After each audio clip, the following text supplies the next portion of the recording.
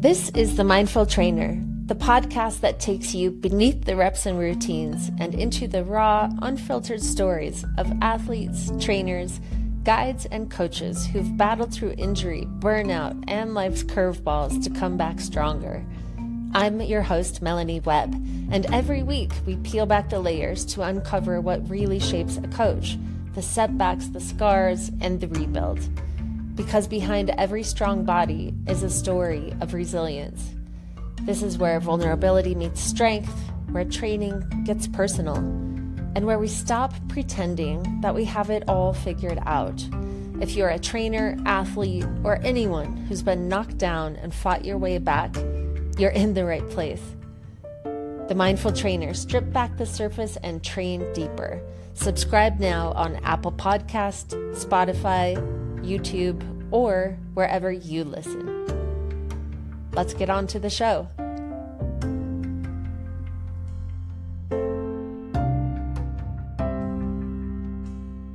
Hi, everyone. Welcome to The Mindful Trainer, the podcast that takes you inside the minds of athletes, coaches, guides, and trainers who have all battled through challenges to reach their goals. My name is Amie Kane-Lee, and today I'm turning the mic on Melanie Webb. Like many of us, Melanie has faced some pretty big challenges in her life and her career. One thing that she knows will make everything right again in the world, no matter what.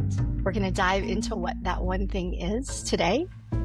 And she has just emerged from 5 days off the grid in the Grand Canyon, her favorite place in the world. I'm honored to be here with her, and I'm excited you've joined us. Let's dive in. So Melanie, thank you so much. Thank you for being here with me today. I'm so excited to be here. You just came out of the Grand Canyon. You look fresh and vibrant. Well, thank you. How are you feeling? I'm feeling a little tired. I got home really late on a Saturday night, had Sunday to clean up the gear, get my head back in order, do some laundry, and then back at work on Monday. So I'm feeling it, but I feel pretty rejuvenated as well. Yeah. You bookended this year with the Grand Canyon. So a year ago, right about this time, you and I went to the Grand Canyon. You went into the canyon. I stayed up at the top, and you did this hike. It was 3 days in the canyon. And then this year, you did 5 days in the canyon. So right. I am really curious to know, what was it that led you to bookend this year with the canyon? And why do you keep going back? Great questions. Before I answer that, I just want to back up a little bit and tell the audience that I was not prepped beforehand with the questions that Amie was going to ask. I love the fact that Amie just took over the mic. This is so fun because I didn't have to do any prep work. I'm definitely going to try to edit my ums if I have to pause and think about a question. But again, this is going to be so much fun. And I love having Amie as my co-host and podcast host. And the fact that we are having this conversation 1 year after we were at the Grand Canyon by a couple of days. And yes, I did bookend the year, and I'll just be transparent, of turning 50. There's a few more weeks left before I turn the corner on that number. But my intention was there were a couple of things going on when I decided to do the trip last year, and you decided to, help me co-plan, and then you came and supported us from the rim. For one, I wanted to enter my next decade with the mindset of doing hard things, and especially physically, like training my body and watching myself go through that process and feeling as close to being a lifelong athlete as possible, and committing to living that active lifestyle and returning to this place that I absolutely love and hadn't been to for about 25 years. So I've probably been to the Grand Canyon 10 or 15 times total between the North Rim and the South Rim. And then there was this big gap where I was living on the East Coast or the West Coast, or completely immersed in my career, working, healing from an injury or two. This was a big undertaking a year ago because I did not know fully if my body could do it. I'm sure we'll get into that a little bit, but it was a bigger ask of myself than I had been able to do for a number of years. The act of going was a pilgrimage for me to celebrate feeling good in my body again and being capable of taking on hard things physically. And, the preparation of training myself physically always hones my mental muscle also. And I get really into the trip preparation. And I find that to be so satisfying and fun. And once we came off that trip, I was like, I got this. I'm back. Physically, I can do hard things again. And I almost immediately said, I'm going back next year. And yeah, to be able to bookend the year of turning 50 by doing 2 hard things is incredibly satisfying right now. I'm really impressed by it. Thank you. You and we've prepared for other big trips. You took me into a slot canyon. My very first slot canyon experience was with you. Yes. And we did the Inca Trail. We went to Machu Picchu. And in that preparation, we were younger. Yes, we were. We were younger. Our bodies were not so banged up. We had more mental freedom too. Yeah, more mental freedom is right. Yeah. I want to talk about the physical preparation, the tangible preparation, but what I'm really interested in is the mental preparation. Specifically for you now, you've been really open with your traumatic brain injury that happened a number of years ago, I think 2019. Yeah, it's been 6 years now. 6 years. And it was a long process. Yes. For you. And that was one of the biggest things that I heard from you getting ready for last year's trip was, can my brain handle it? So can you talk about your preparation for that, the mental side of it? I had 2 concussions within 3 weeks of each other 6 years ago, which the diagnosis ended up being post-concussive syndrome. So in post-concussive syndrome, your symptoms can last much longer than a typical concussion. And in my case, it turned out that, come to find out, I'd probably had a number of concussions. We'll call them TBIs because that's the proper term. My healing process took over 1 year before I was medically released from treatment. And the treatment was all encompassing. It was treating my vestibular ocular system, so my eyeballs, my balance, my nervous system in general, heart rate. Anyone who's had a TBI knows the pain that accompanies that migraine-wise. So fast forward a number of years, I was basically healed from the post-concussive syndrome, but I was diagnosed with an autoimmune disorder called dysautonomia about 3 years ago. So basically my nervous system became so inflamed that my heart rate was escalating to like 170 beats per minute when I would roll over in bed at night. Wow. And I ended up having to wear a Holter monitor, which monitored my heart rate for 48 hours to rule out, a more serious heart issue. Fortunately, I live in Park City, Utah, where I have access to phenomenal healthcare, physical therapists and doctors who their main priority is getting Olympians back into competitions. I've talked to friends all over the country who are suffering with this similar ailment, who've had TBIs, and they received nowhere near the care that I got and the integrated healthcare. There was a cardiovascular element, there was a strength training element, there was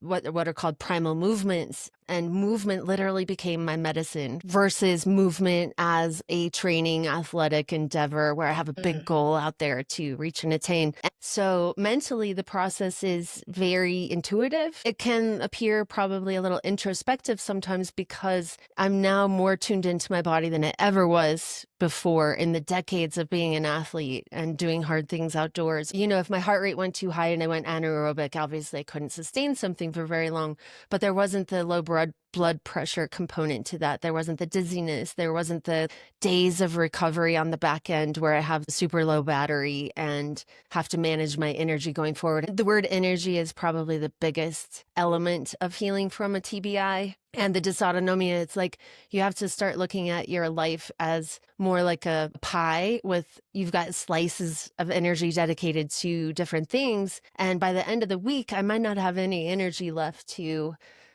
push into hard things. It's a different ball game for me now than it was in my 20s and 30s. So did I answer that about the mental side of things? Yeah. How did you prepare, knowing what you knew? It had been a long time since you were in the canyon. You had a little idea of it though. So were you were you visualizing yourself in the canyon? Were you kind of placing yourself there in the preparation and the training to get to the canyon? How were you mentally getting yourself ready and there when you knew that you had come back from this really big injury? I love this question. And I love, as I know you do too, Amie, the mindset of an athlete concept. I saw myself leaning on skills that I have developed since I was 14 years old as a volleyball player, being taught how to visualize my performance on the court. Playing varsity sports really taught me the gift of being present and the mindfulness of a performance. Sometimes you're on and you're really in the flow, and other times you're not. But I think in general, I was always in the flow. And I love that feeling. I'm not as addicted to it as I used to be, you know? Yeah, you've often talked about like the flow state and and being able to get there is such a gift. And I so treasure being taught that as a young person and how that applied to the canyon. I had the benefit of a lot of experience backpacking and hiking in desert environments, which is where the Slot Canyon you and I did, you know, in the backcountry near Zion National Park, I'll say, which was a specialty area of mine that I spent years doing studies in. And this year and last year marked my 4th and 5th backpacking trips below the rim of the Grand Canyon. So although my prior 3 experiences were years ago, I still had that experience in my memory. And I remember how hard it was. And here's what was really cool. I remember backpacking Havasupai twice in my early 20s when I was in college. And you know how you are in your 20s, you're active, you're doing stuff, you're working out or whatever. I didn't train to backpack Havasupai. My friends and I just said, hey, let's go do this thing this weekend. And you stuffed your packs and off you went. We stuffed our heavy packs in our disgusting old bars, if you remember what those were like forever ago. We drove on a Friday night and slept on the ground somewhere near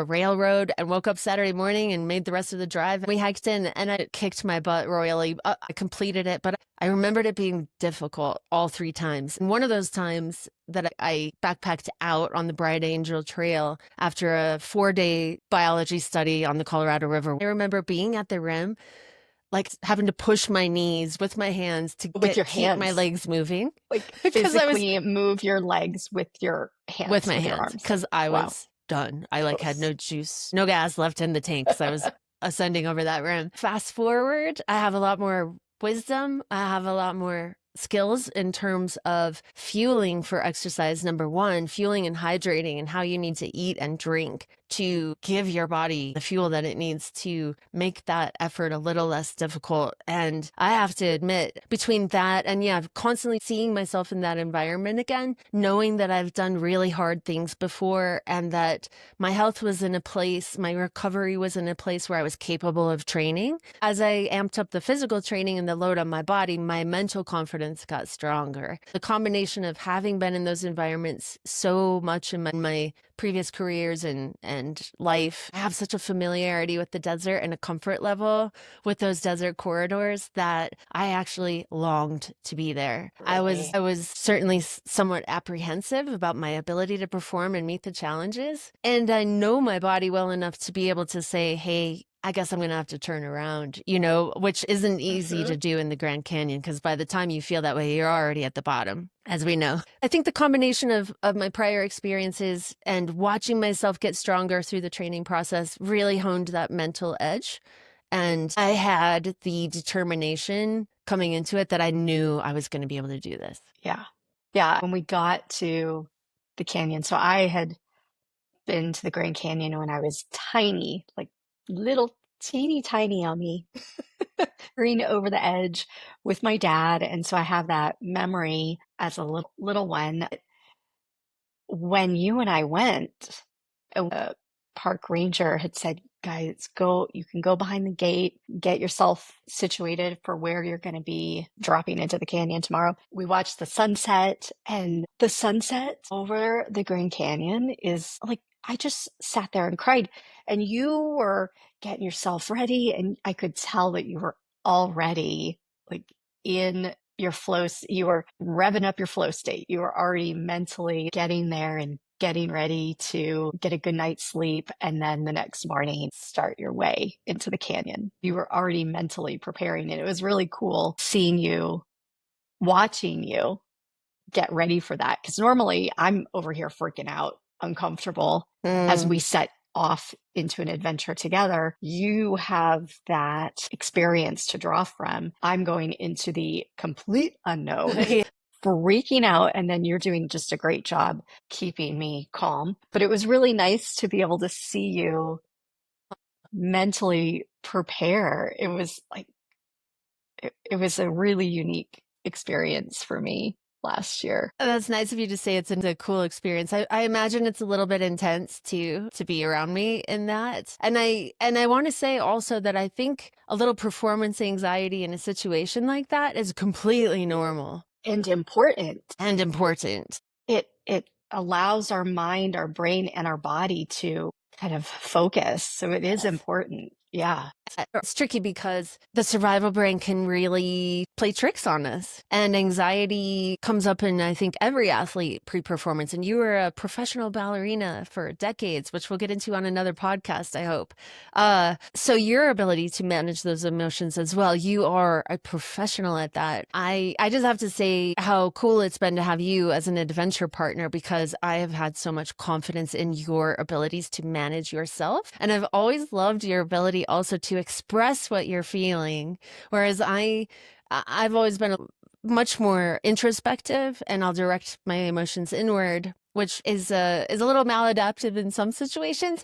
I love the preparation state of getting ready to go on an adventure. And as an athlete, I was very much the same way. I love just getting dialed in and getting that game face in, and everything else disappears. Whatever's going on in my life is not there anymore. It doesn't play, it serves me no purpose to dwell on it.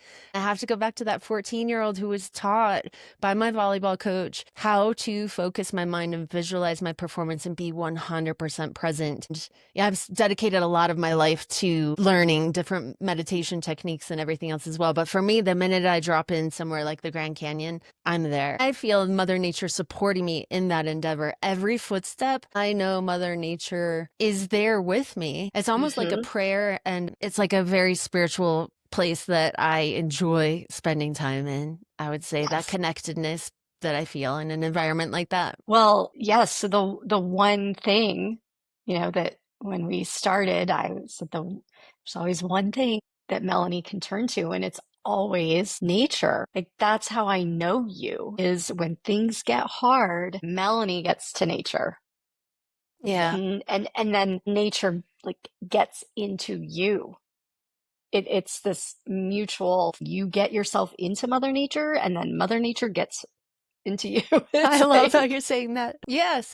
Like, you get in the weeds, in the trees, and then you emerge from it, and you are just fresh and healthy and ready to go. Yes. Always. That's how I know you.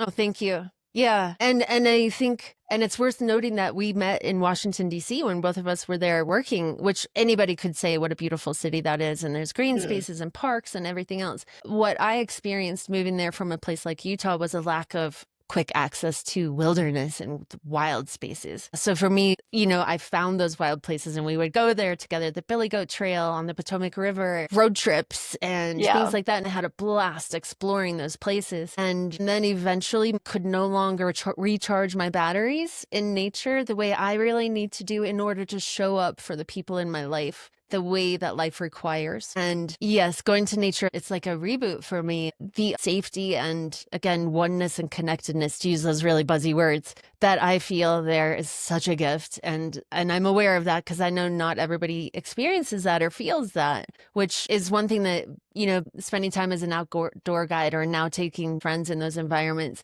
is so meaningful and fun for me. Because I'm aware that not everybody has that. Not everybody got introduced to it as a kid like I did. I don't know what else to say about it other than, yes, Mother Nature is a critical player on Team Melanie. It's interesting because we've got to talk about Bobby. Bobby and I both, he and I come from very different backgrounds, but the one thing we shared, he was born and raised in DC and did not have like that comfort with being outdoors, in nature. And then I came from life on the stage as a performer, as a ballet dancer, and tutus, point shoes, stage makeup. There's no nature. I had experience, but I didn't really have much experience. Like I'd been camping and hiking, but then there was you. And when we went to the middle of somewhere, which we're not going to name, Slot Canyon, Utah, just to keep it pristine, it was a very different experience that Bobby had, that I had, and that you had, that taking these city dwellers into the middle of somewhere. We didn't see any people. Like we were the only ones for days. For days. For days. Yeah. And I was terrified. And you were like, I feel so comfortable and great. It's safe. It's wonderful. But the difference of what people feel in safety, and then with Bobby, even like it is a very different experience. So you grew up, I'm sort of rambling here, but you grew up with a dad who was a biologist, biology teacher. You grew up with that immersion as a kid. Yes. And so you feel very safe being out there without anyone else and with all of the critters and sleeping outside of a tent. You don't often sleep in a tent. I do now that I'm old. You do? Yeah. Okay. And I can tell you some stories of why that has changed. But your safety out there, you feel safe. And yeah, I do. Yeah. I do. Yeah. Such a different experience for you. And right. And if we want to stay nerdy and talk about the nervous system, safety comes from a state of being in your body with your environment, right? And the nervous system plays a role to tell us if we're safe or not. And that level of familiarity, something unfamiliar, can trigger a fear state in us. And that's the brain doing what the brain is meant to do, which is protect us at all costs. And the ability to say, okay, brain, I hear you. You're telling me there's something to be scared of here, but I'm here and I'm doing this anyway. And I'm here with my friend who's telling me that she's going to get me safely through this, or your guide, wherever you go, right? There's that choice point that we have that we can make, but I don't want to dismiss by any means the level of uncomfortable that you and Bobby experienced in that environment. And this was, as any Slot Canyon is, it's a river environment. It was raining. And these guys experienced me marching their butts up the river to avoid a potential flash flood situation, which I've experienced a number of times also. So my spidey senses were going off. I could smell it. I could feel the breeze. I know that environment so well. And I was like, we got to move. And I remember I was thinking about that on this last trip to the Grand Canyon. As I was telling my friends, we were camped also in a drainage and we had thunderstorm warnings, and I wasn't the least bit worried about a May catastrophic flash flood because that's not the right season for it. But being in a drainage, these are elements of nature that you want to be aware of. So yeah, growing up with a father who was a biologist, and he worked for the Forest Service in the summers since he was a teacher during the year. And I remember just hanging out on his shoulders as a little kid while he was guiding tours in Timpanogos Cave. Timpanogos is this like almost 12,000 foot mountain in the Wasatch Range that I grew up on the front part of. So every day I woke up imprinting on this mountain, and we were surrounded by fields and orchards, and we were 15 minutes from being in the mountains, like easily and effortlessly. I think growing up in a place like I didn't grow up in a desert environment, but my father did. So we regularly went to the desert to visit relatives, and I went back as a biologist. So the desert really does speak to me. It does something for me because there's a lot going on. There's a lot of moving parts. And for me, safety is in nature because I was a nature girl from as early as I remember. Yeah. I completely took that for granted when I moved to an urban environment like Washington, D.C., where suddenly where I lived the first year, I remember hearing like 10 police sirens the first night that I moved into my apartment there. It was so foreign. And meanwhile, I had left New York City. Yeah. And when I moved to DC, it was so quiet. I bet it was. I woke up. I remember waking up just like you with the sirens. I remember waking up with birds chirping. And I was like, what? Why are they so loud? It is too early. So it's just really different. I'm used to the city sounds. Okay, with that in mind, I've been really curious, especially these days. They say these days people are on their devices. We literally have a dopamine hit at our fingertips 24/7. We're in air conditioning and artificial heat and ceiling fans, and we're just in this constructed environment with dopamine hits whenever we want it. And those dopamine hits are very one-sided. There's no one on the other side. There's no effort. There's no grit and working through getting to the dopamine hit. And I'm curious what you see now in 2025 versus, 15 years ago, maybe, or when you were a kid, if you're able to kind of think back, like, what are you seeing and what are you experiencing for yourself? You're really good at going on digital detox phases and times, but what are you seeing out there when you're on the trail, when you run across other people or you're getting ready? Like, what are you seeing out there now with this digital reliance that we're in? Great question. I'm seeing, I'll talk about, the 5 days I had in the canyon last week, the over dependence on the need to communicate with the people in the outside world when we are having an experience together in an environment that requires your full attention. When we did our backpacking trips and when I worked as a guide, I always had a satellite beacon. The early days, there was this great little mechanism called the Spot.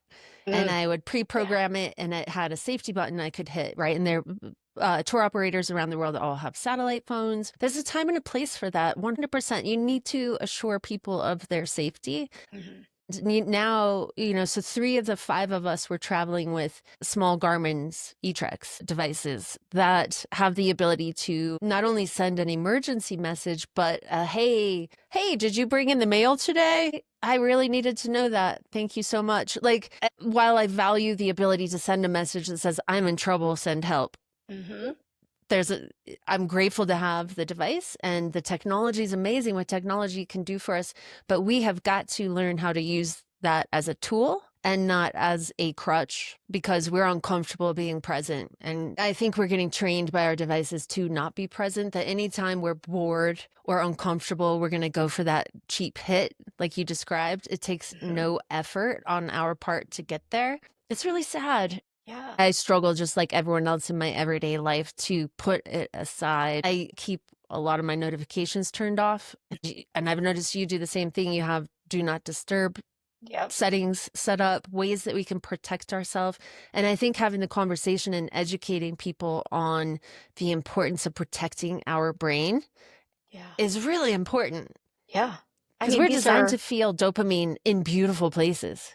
With each other, with real humans. Well, and the idea of awe and the importance of awe can only be found when you're present and when you're seeking it out. We can find awe in just a little flower on a walk around the block. There is awe everywhere. There are various levels of awe. We have to seek those things out. And the Grand Canyon, when you look up the word awe, you can't really have a definition of awe without, talking about the Grand Canyon, because it's the epitome of awe, in Everest, these big places. And there is awe just in a bumblebee sitting on a flower. Yeah, and beautiful. We can't experience this vitally important emotion and feeling unless we separate ourselves from the digital thing that's in front of us. As more research is emerging on awe and our brain on nature, the importance of separating from our devices is just increasing. I don't know where I was going with this question, but what do you got for me, Melanie? You're going in a beautiful direction. Let's talk awe. Yes, it's such a beautiful concept, and I wrote about it in my book Mother Nature's Gym. And there is so much more scientific evidence. Now I see it, like you can open Instagram and there's awe being talked about everywhere. And so awe is this experience you have in nature. They say primarily in nature, when you encounter something so majestic that your senses are overwhelmed and you become present, and it tends to turn you toward an altruistic state of mind, right? Like altruism is what helped humanity evolve. Altruism is that instinct that says, I'm going to help my neighbor. I'm going to be of service to this person right next to me because together we survive. And it's interesting that these little devices are getting in our way of experiencing that, right? And there's so many factors at play that are causing us to withdraw from each other as well and withdraw from nature. Years ago, there was a researcher saying that the biggest immigration ever was the immigration of going indoors, biggest migration in human history, right? Like the end of night. Now our lights tell us when we can just stay up all night if we want to. Night. Yeah. And that wasn't always the case. We didn't always have our feet on the ground or sleep on the ground to experience that Schumann resonance frequency that comes from the earth. In a couple of the individuals that had those devices on the trip, there was a lack of looking out for others, which surprised me and others on the trip. Like, this is unusual. I'm in this environment. We had the best case scenario weather. It did rain a little bit, but nothing that was going to harm us. The temperatures were comfortable. It wasn't too hot. We were always by a creek. It was unbelievably beautiful. The cacti were in bloom because of the rain. And I just kept looking at them saying, you have no idea how nice it is right now.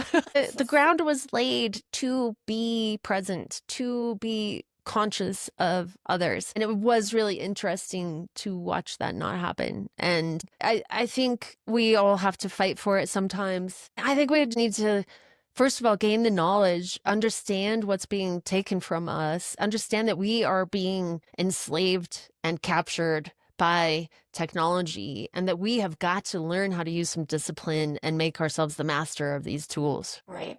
And that's hard to do. It's hard for me to do in my day-to-day. Yeah.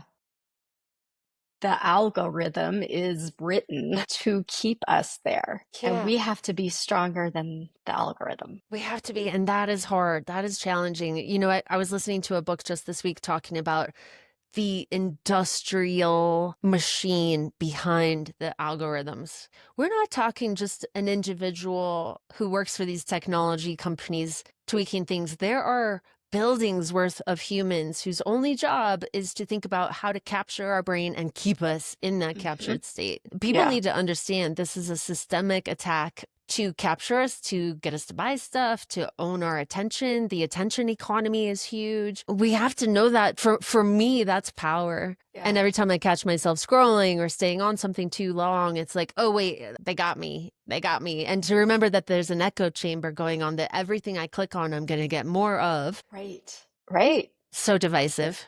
And there are, I think when people are able to have the experience of nature, have the experience of exercise, whether it's outside or in a gym or in a studio, whatever it is, that experience that feels good, exercising and being out in nature and being with friends and family, being out and about in town with your device in your pocket or in your bag, you know, and communicating with people and their eyes and their body language and people watching. I think if we don't actively seek those things out regularly, we forget or we don't learn. I ask some of my clients, what do you want to know about the Grand Canyon? I'm going to talk to Melanie. They don't know what they're missing. They don't know what they don't know. And so being brave enough to get outside, whether it's in the Grand Canyon or a hiking trail, and seeking out those opportunities is really hard for people right now. Yeah. Do you see that in your world? I see that. You know, you go to work all day, You come home, you make dinner, there's the stuff to do, there's the family demands and everything else. And like, how do you make time on the daily to get out there? And we have to acknowledge that some people don't live in a place where that is safe for them to even just walk out in their neighborhood, right? There might not be a green space, and there's a huge socioeconomic factor in that. Absolutely. We know that in America and in the West, we kind of forgot to develop towns that have the green center square. Right. Which you had in New York City. Right. Yeah. So you know what a lifeline Central Park is, and it's used in urban development studies all the time. The forward-thinking nature of that design element in that city and how critical it is to everyone who lives there, is my understanding. Oh, yeah. And the High Line. So the High Line was built. So beautiful. It's gorgeous. And people love walking really the High Line. rely on that little tiny narrow. For those listening that don't know about the High Line, it was an old abandoned railroad track that went over Manhattan, so north to south, and I think it linked the meatpacking district. So it ends now at the Whitney Museum, but it's above ground. You take the stairs and you are up on an elevated park. It's gorgeous. It is absolutely beautiful. It goes on and on and on and on. You can walk the length of the High Line. I don't know how long it is right now, but those specifically designed opportunities for nature for people in cities is huge. And a lot of people don't have that. They don't have access to nature, and that's sad. It's unfortunate, and it's unfortunate. We've got to address that where we can. You've created some Pilates content that you created outdoors, and you contributed and shared some of that with WebbWell, which has been super fun. Unique.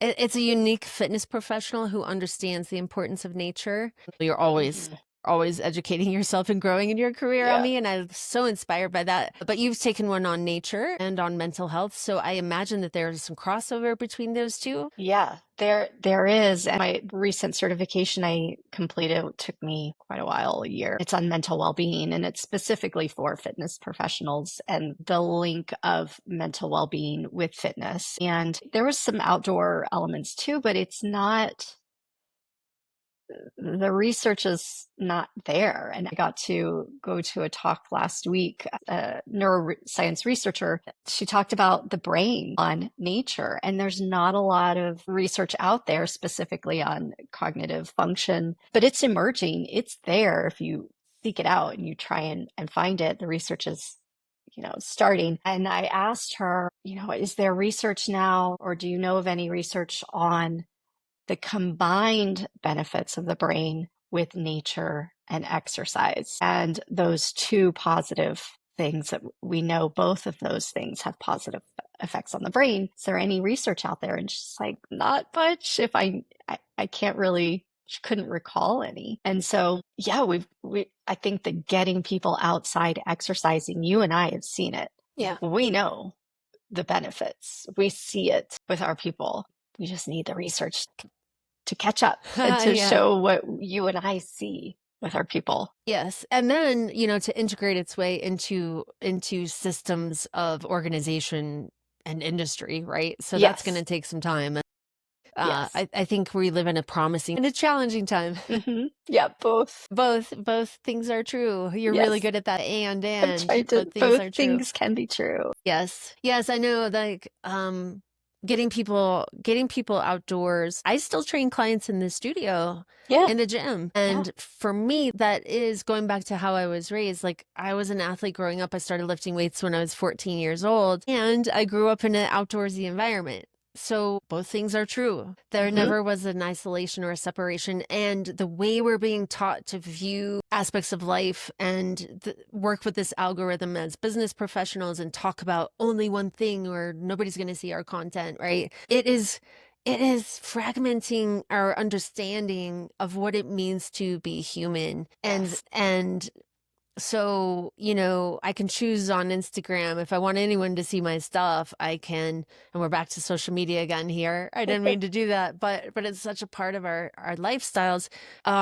We might see a snapshot of how someone lives their life and not really understand the whole. And for me to use the gym as a tool to better my life, to keep muscle mass on my body, to strengthen my bones, to interact with other humans, which is so important for me and for my clients. That is the part of it that I value more and more in this life, where it's so easy not to interact with other people if I don't want to.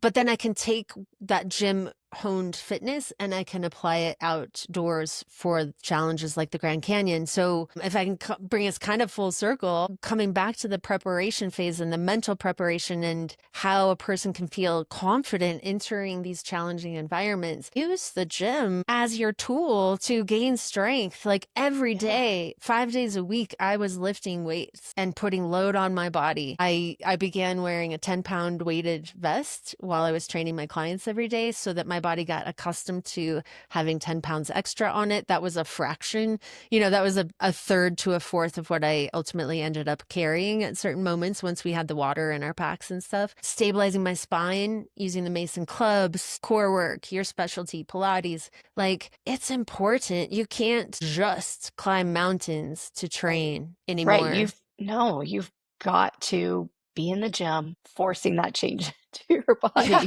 Ultimately, the body gets stronger through challenge. And I think fitness plays an ultimate role in what we're facing in our society here, which is, the entropy of the human condition overall. Like the grit. Where is the grit and the resilience that was required in our grandparents? And you and I grew up with grandparents in the greatest generation, and you and I both had them in our lives for so long, and we've shared this in common. And what we learned being around them and what they went through in our lives, we definitely face a comfort crisis where things are too easy. It is way too easy. And people challenges just aren't sought out, or you don't just go into it knowing, well, this is what I got to do. That's what I got to do. I got to do this for my family. I got to do this for me. I don't like it. I don't like one bit of it. Right. But I got to do it. I got to do it. I think that, like the coming full circle around again, I think that training for something like this, like you did, it's uncomfortable. It is not easy. Lifting weights is not easy. It is hard. It is uncomfortable. Challenging ourselves in new ways is hard and uncomfortable. Yes.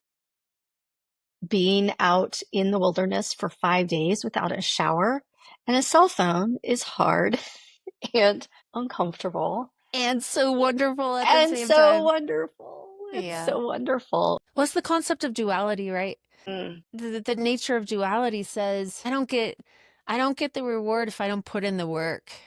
I don't get what I'm after without putting in the commitment.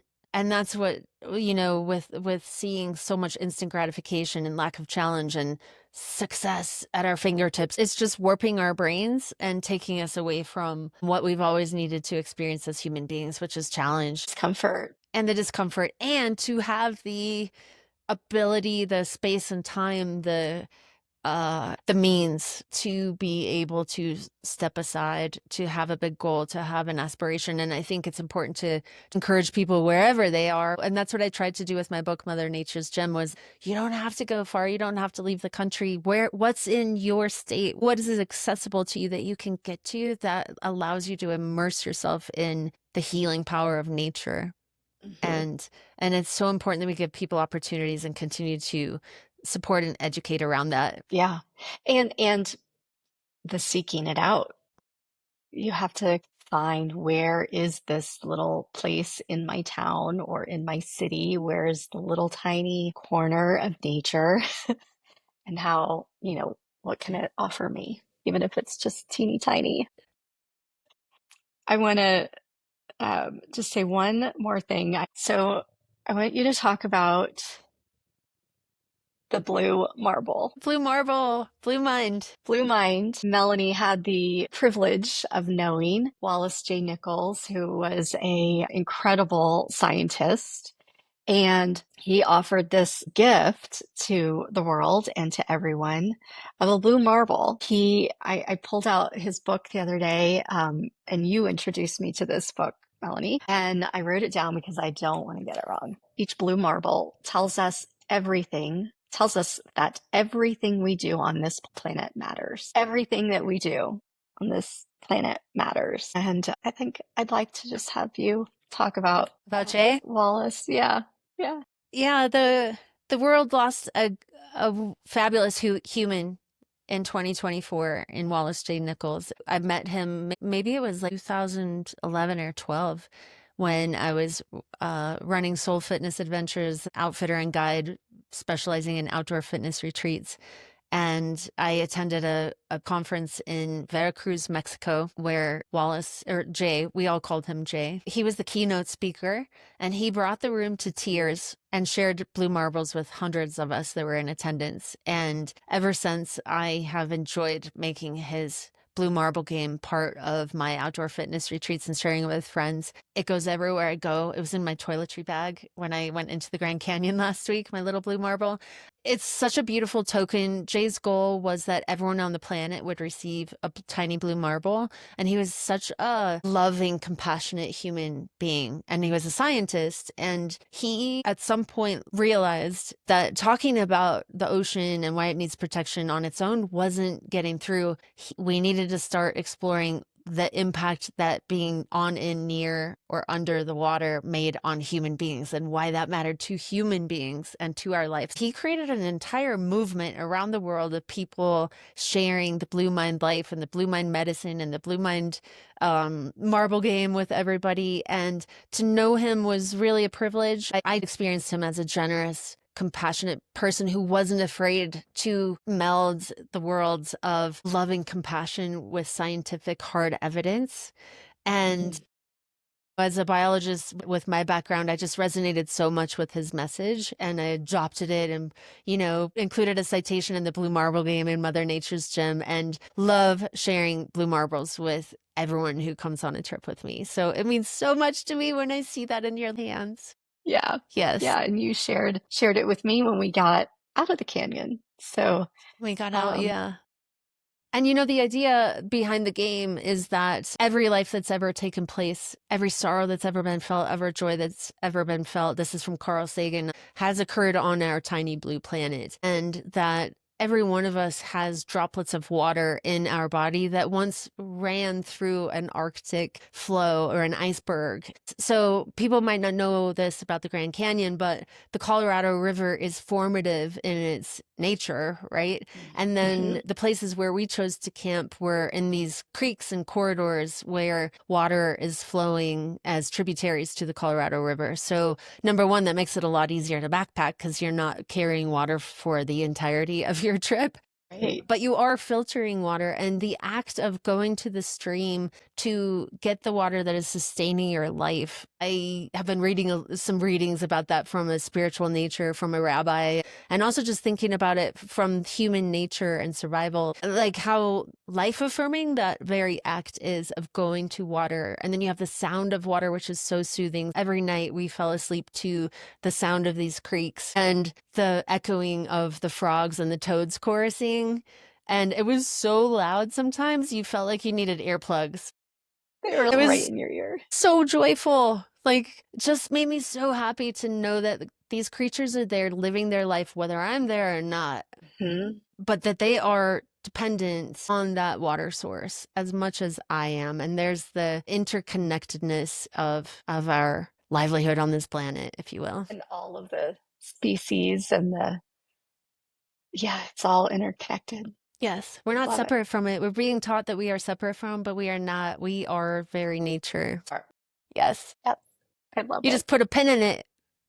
Thank you so much for letting me capture this really special time with you coming out of the canyon. I always like chatting with you after you've done something amazing like this. It's pretty special. So thank you. Thank you, Amie, for being my special guest and turning the mic on me. I was sweating it a little bit, not knowing what we were going to talk about, but I knew we were going to talk about that special place. And I'm so grateful for the friendship and we've been colleagues now for a long time, and we have what we call our CEO chats, and we'll get on, what are you learning? What about this? And that's so valuable to me. Help. Help. What do we do? I don't know what to do. Yes. So I just want to invite everybody to check out Amie. Amie, please tell us how to connect with you. My business name is Peak Movement, PeakMVMT.com. And you can find me on Instagram at Peak Movement, PeakMVMT. Mostly I'm on Instagram, but I'm really not, like Melanie, I'm trying to connect with people, less so on the social media. Yeah. Reach out in real life, right? And I want to share with everyone again that you contributed some fabulous Pilates content to WebbWell, and that is available as a resource to have access to a world-class Pilates instructor with so many other skill sets, again, who's gone deep in the neuroscience, understanding of nature, understanding of the physics of movement. I think you're going to see more of Amie around here on The Mindful Trainer. Yeah. So thanks for being here with us today. Thanks, everyone.